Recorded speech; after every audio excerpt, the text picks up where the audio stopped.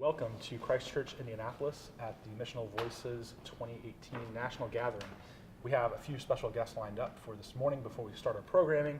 First, we have Andrea McKellar from the Diocese of South Carolina. The Episcopal Church in South Carolina. The Episcopal Church in South Carolina.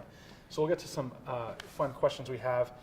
First, Andrea, what's your favorite music, band, or podcast?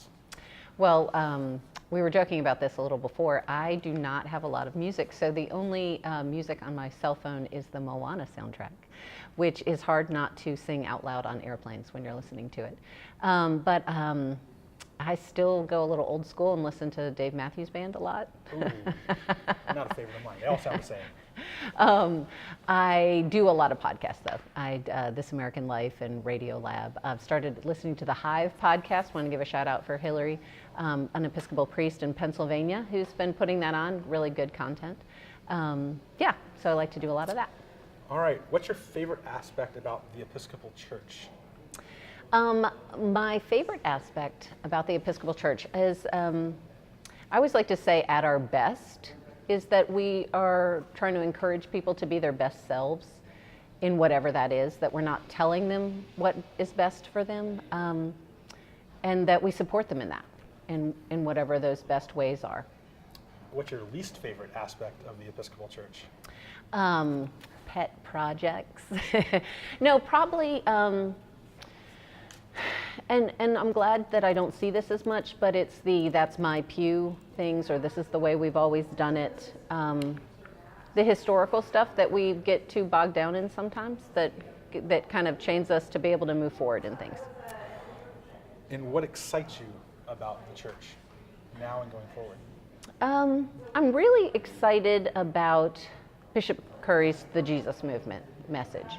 I really like where that's going. I see a lot of energy around that, especially in our churches in South Carolina, that we can be out there and can get the language that we need to speak about our faith and show why the Episcopal Church is a special place and that we have room for everyone. And I don't think you said your title. What do you do in South So Carolina? I am the ministry developer for the diocese. Can you explain a little bit about Yep, that? that means I'm transition officer and also do Christian formation, youth, leadership development stuff. So what can you say about reconciliation going on in South Carolina with everything? So we talk a lot about reconciliation.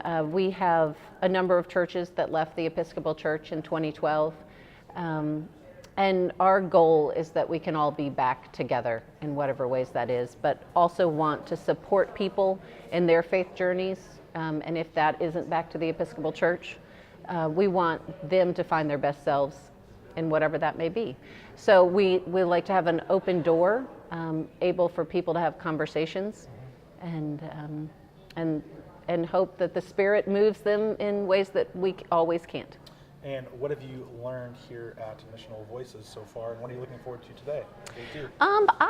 There's a lot of people speaking today that I haven't heard before, and that's really encouraging. So I'm excited to hear some stories, to hear where the Spirit is moving in the Episcopal Church right now, and see where we go from here. We have a question from Facebook. Heather Van Deventer. I'm impressed I got that right, Heather. How do you see the Jesus movement being lived out in concrete ways in local congregations in South Carolina?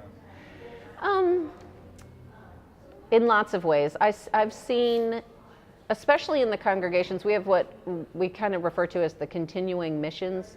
There were a number of congregations that when people, the churches voted to stay with Bishop Lawrence and not stay with the Episcopal Church, that we formed 8 worshiping communities. And so these were people that were from lots of different, they were people that had been in churches for generations, whose grandparents were buried in the graveyards. And they're now, like my congregation meets in a funeral home. And we were able to take 3 services that had been a Rite 1 service, a family service, and a traditional Rite 2 service, and all combined together. And we all had to give up some things in that. But to find that we could be stronger together in how we move forward.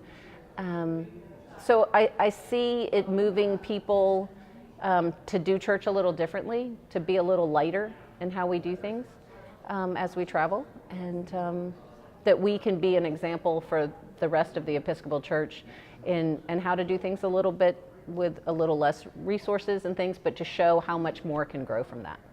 All right, do we have any other questions online? Let me check. I think that might have been our only one. I don't see any. Good. So, thank you for joining us, and we will be back here in a couple of minutes, well, less than a minute, with our next special guest, so stay tuned. Thank you.